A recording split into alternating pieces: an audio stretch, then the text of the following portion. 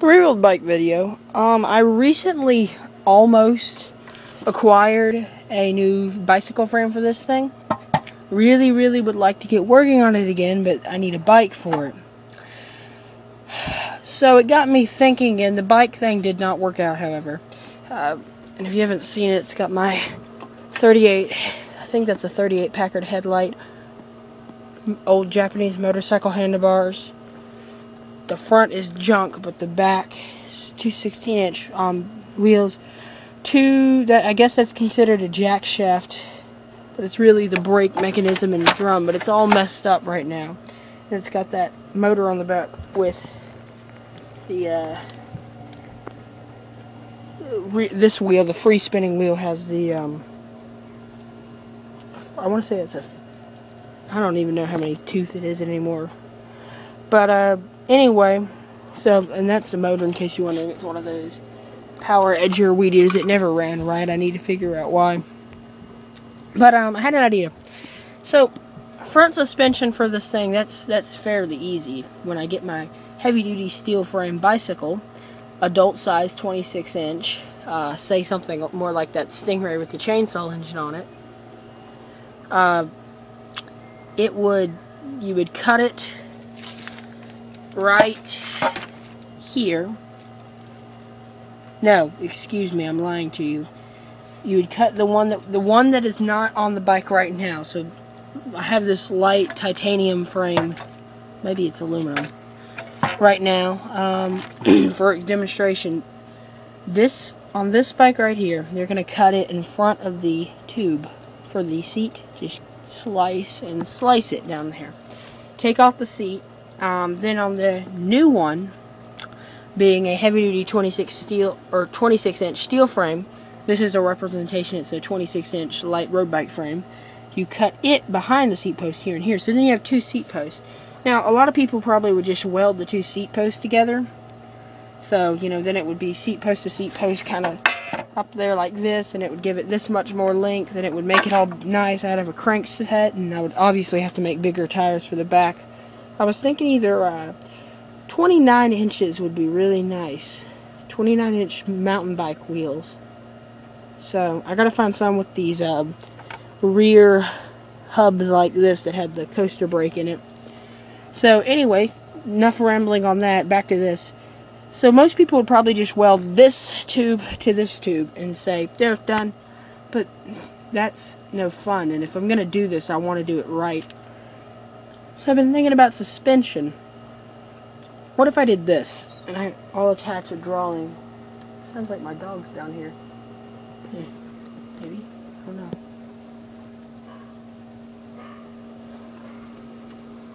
know. So, attach on this frame.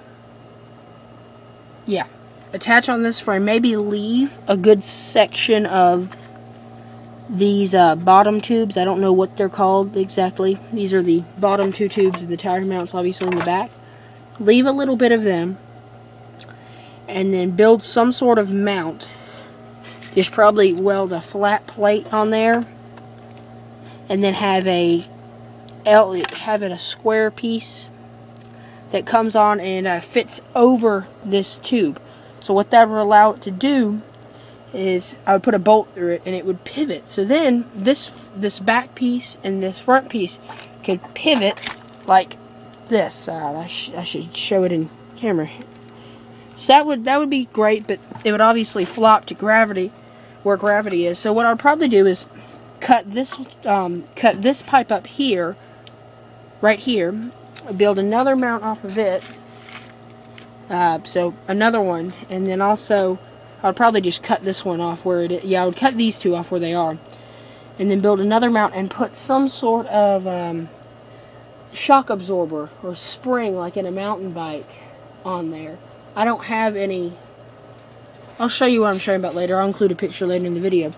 And this would have to have pivots on both sides. So basically what it would do is when the bike's pivoting like this, I'll draw a picture so you guys can kind of understand, but when the bike's pivoting like this, the shock absorber for it, in order for it to go down, because the back wheels are going to be, because of just how gravity and weight works. The back wheels are going to want to be forced up because of how it pivots. It's going to want to go up because that's forcing me down.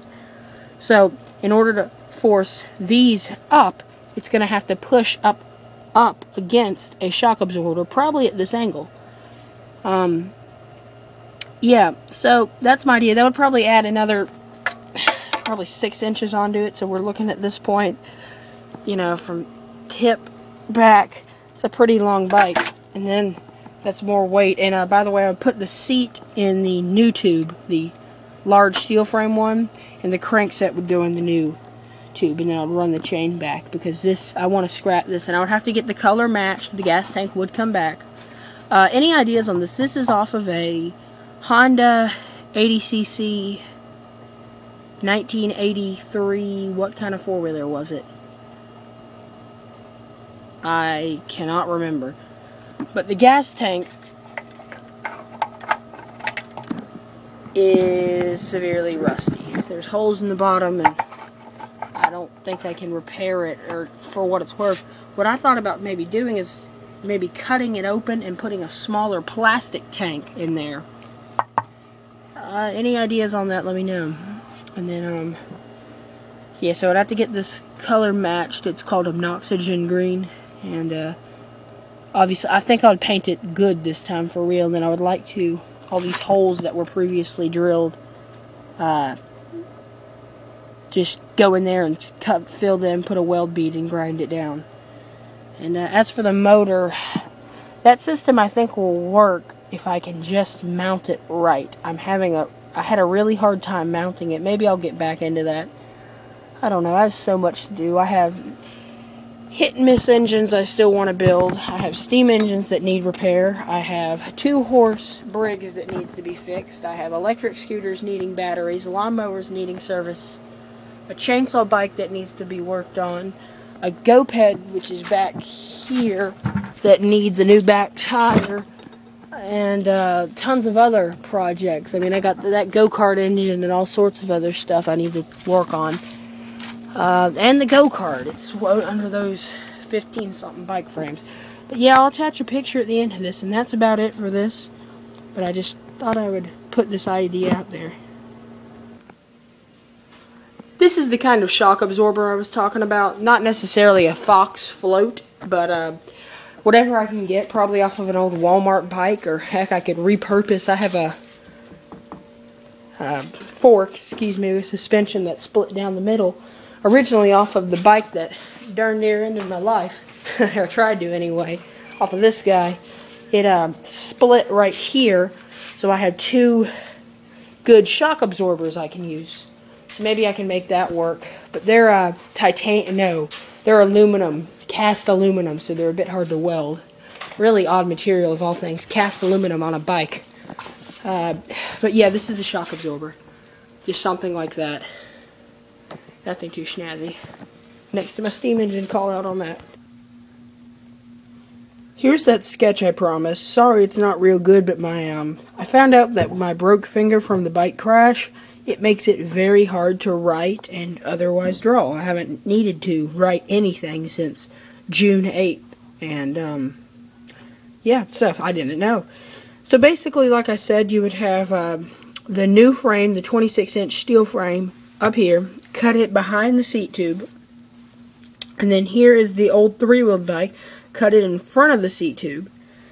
The bottom on the 3-wheeled bike, it has a very large and thick bottom tube, so I thought I could just weld a bracket shaped like this. You know, it has a back plate and then 2 that come up, so a bolt can go through it and something could pivot up and down in it. Weld that there, and then have the bottom tube, just use that and weld another bracket and then put a couple crossbars as a brace in there, and that would allow the bike to pivot in and out like this. You know, the back would go up and this would go up, or it would vice versa. And then just put the shock absorber. That's a lot easier. Just make another one of these brackets and weld it here, and another one and weld it here, and then put a bolt in between, and it would compress and absorb shocks and all that. So yeah, that's about it. Just thought I promised it, so